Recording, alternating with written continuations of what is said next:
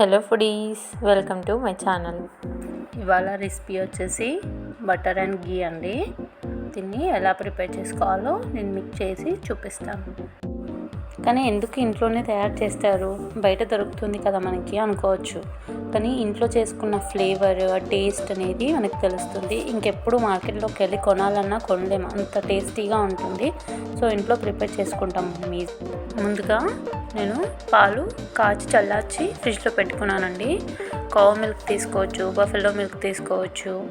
ఈ రెండు మిల్క్స్తో మనము ఈజీగా ఈ ఫ్యాట్నంతా తీసి నేను ఒక బౌల్లోకి ట్రాన్స్ఫర్ చేసుకుంటున్నాను. ఇలా నేను రోజు కలెక్ట్ చేసుకుంటానండి. కలెక్ట్ చేసిన వాటితోని 1 వీక్లో నాకు ఒక జార్ నిండా గీ వచ్చేస్తుంది ఈజీగా. నేను ఎప్పుడూ బయట కొనలేదు, గీ ఇంట్లోనే ప్రిపేర్ చేసుకుంటాను.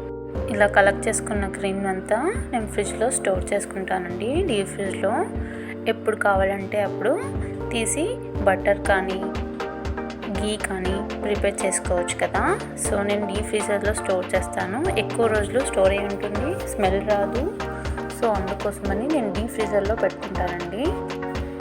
క్రీమ్ అనేది కొద్దిగా గట్టిగా ఉందండి. 15-20 మినిట్స్ అలా బయట ఉంచేస్తే రూమ్ టెంపరేచర్స్కి వచ్చేస్తుంది. సో అప్పుడు మనము దీన్ని బటర్గా ప్రిపేర్ చేసుకోవచ్చు. చూడండి, మెల్ట్ అయింది. నేను ఇప్పుడు దీన్ని ఒక మిక్సీ జార్ తీసుకొని ఈ క్రీమ్ అంతా జార్లోకి వేసేసుకుంటున్నాను. పాల మీద మీగడ కాకుండా పెరుగు పైన మీగడ కూడా ఉంటుంది కదండి, అలా కూడా మీరు ఈ బటర్ని ప్రిపేర్ చేసుకోవచ్చు. మీగడ్ని డైరెక్ట్ గిన్నెలో వేసుకొని డైరెక్ట్గా అలాగే కాచుకున్నా కూడా నెయ్యి రెడీ అవుతుంది. కానీ ఎక్కువ రోజులు స్టోర్ ఉండదండి ఇలా చేస్తే. నెక్స్ట్ ఇప్పుడు వాటర్ యాడ్ చేసుకుంటున్నానండి నేను. మనం ఈ క్రీమ్ కలెక్ట్ చేసుకున్నాం కదా పాల మీద నుంచి. ఇప్పుడు ఈ బ్యాటర్ని గ్రైండ్ చేసుకోండి. చూడండి ఎంత క్రీమీ టెక్స్చర్గా వచ్చిందో. ఇది ఇంకా థిక్గా అవ్వాలండి. ఇంకా వాటర్ పడుతుందండి, ఇది ఇంకా గట్టిగా అవ్వాలి. మనకి ఆ వెన్న ఫామ్ అయ్యేంత వరకు మిక్సీ పడుతూనే ఉండండి. ఇది ఎక్కువ రోజులు స్టోర్ ఉంటుంది. చూడండి ఎంత క్రీమీ టెక్స్చర్గా ఫామ్ అయిందో. నేను ఇంకా వాటర్ యాడ్ చేస్తున్నాను. ఆ క్రీమ్లో ఉన్న వాటర్ బయటికి వచ్చేంత వరకు మనం గ్రైండ్ చేస్తూ ఉండాలి. ఒక 10-15 మినిట్స్ పడుతుందండి. చూడండి ఇలా వాటర్ అంతా బయటకు వచ్చేసింది. మనం వేసిన వాటరు, ఆ క్రీమ్లో ఉన్న మిల్క్ వాటర్ ఉంటుంది కదా, ఆ వాటర్ అంతా బయటకు వచ్చేస్తుంది. సో ఇలా ఫామ్ అయిపోయాక మనం దీన్ని ఒక బౌల్లోకి ట్రాన్స్ఫర్ చేసుకుందాము. నేను ముందుగానే వాటర్ని ఫ్రిడ్జ్లో పెట్టుకున్నానండి. అలా చల్ల వాటర్తో కడిగితే చేతులకు అనేది ఎక్కువగా అంటుకోదు ఆ వెన్నను, అందుకోసమని చల్ల వాటర్తో కడుక్కున్నాను. ఇలా వెన్నని వాటర్లో వేసుకొని వాష్ చేసుకుంటే ఆ స్మెల్ అనేది పోతుంది. ఒక 4-5 టైమ్స్ అలా వాష్ చేసుకొని పెట్టేసుకోండి. చూడండి, నేను వారం స్టోర్ చేసుకున్న మీగడకి ఎంత వెన్న వచ్చిందో. మీగడ్ని ఒక 10 days 15 days అలా స్టోర్ చేసుకుంటారు కదండి. అలా స్టోర్ చేసుకున్నప్పుడు కొంచెం స్మెల్ వస్తుంది. స్మెల్ వచ్చినప్పుడు గీ తొందరగా పాడవుతుంది. అలా పాడవకుండా ఉండడం కోసమే ఇలా ఒక 4-5 టైమ్స్ వాష్ చేసుకుంటే సరిపోతుంది.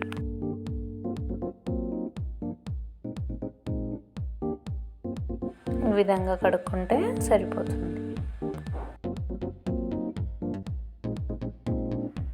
చూడండి, 1 వీక్ స్టోర్ చేసుకుంటే నాకు ఇంత వెన్న వచ్చింది.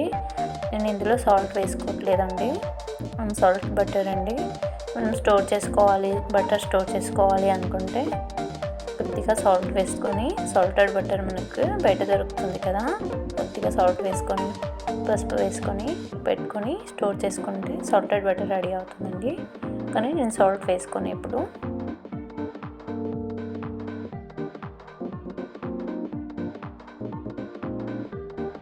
నేను ఈ బటర్ని ఇప్పుడు గీగా ప్రిపేర్ చేసుకోబోతున్నాను. ఎప్పుడైనా లోతుగా ఉన్న గిన్నె తీసుకోండి, ఎందుకంటే ఆ బటర్ అనేది పొంగుతూ పైకి వస్తుంది. సో ఎప్పుడైనా గీ ప్రిపేర్ చేసుకున్నప్పుడు లోతుగా ఉన్న గిన్నె తీసుకొని ప్రిపేర్ చేసుకోండి. చూడండి బటర్ అనేది మెల్ట్ అవ్వడం స్టార్ట్ అయిపోయింది. నేను ఇప్పుడే రెడీ చేసుకున్నాను కదా, అందుకే ఇంత తొందరగా అవుతుంది. మనం ఫ్రిడ్జ్లో పెట్టుకొని తీసి చేస్తే కొద్దిగా టైం పడుతుంది. చూడండి ఈజీగా ఎంత ఫ్రెష్ బటర్ రెడీ అయిపోయిందో. మీకు కనుక ఈ వీడియో నచ్చినట్టయితే లైక్ చేయండి, తప్పకుండా సబ్స్క్రైబ్ చేయండి. చూడండి బటర్ అనేది మెల్ట్ అవ్వడం స్టార్ట్ అయింది. ఎంత క్రీమీ టెక్స్చర్ ఉందో నాకు చూస్తే తినాలనిపిస్తుంది. మీలో ఎవరైనా బటర్ తింటారా? నేనైతే తింటానండి. హోమ్ మేడ్ కదా, ఖచ్చితంగా తింటాను. ఈ గీ ప్రిపేర్ చేసిన ప్రతిసారి ఈ బటర్ మాత్రం టేస్ట్ చేయకుండా వదలను. చూడండి పూర్తిగా మెల్ట్ అయిపోయింది.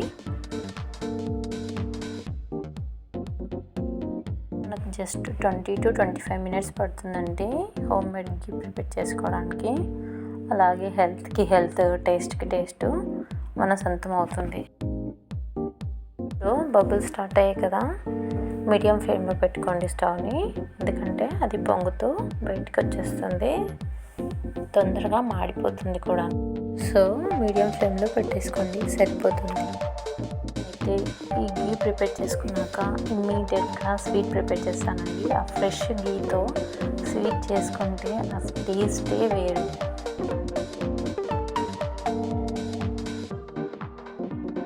ఎస్పెషల్లీ స్వీట్స్కి, ఇంకా dishes like biryani, rich curries ఉంటాయి కదా, దానికి గీ ప్రిఫర్ చేస్తానండి.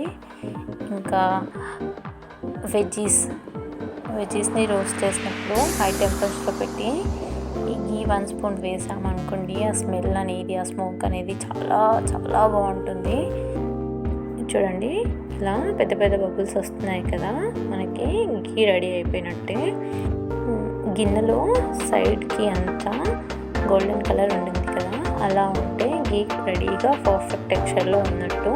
సో అప్పుడు మీరు స్టవ్ని ఆఫ్ చేసేసుకోండి. ఇది ఒక 5 to 10 మినిట్స్ వరకు బబుల్ అవుతూనే ఉంటుందండి, డోంట్ వరీ.